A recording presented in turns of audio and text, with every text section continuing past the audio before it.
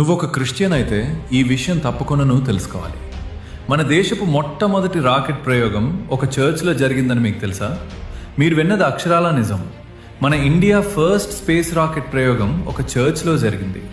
Video like చేసి end వరకు చూడండి. 1960లో డాక్టర్ విక్రమ్ సారాభాయ్ అనే ఫిజిక్స్ ప్రొఫెసర్ భారతదేశానికి అంతరిక్ష ప్రయోగాల కార్యక్రమం అవసరమని భావించారు.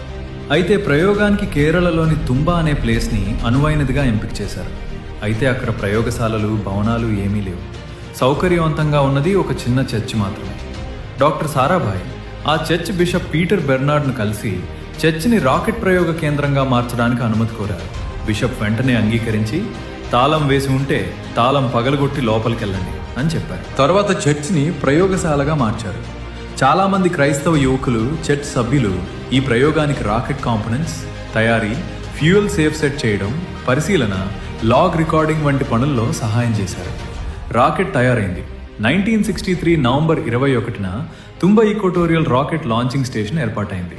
అదే రోజు సాయంత్రం చర్చ్ ప్రాంగణం నుండి మొట్టమొదటి రాకెట్ నైక్ అపాచీను ప్రయోగించారు.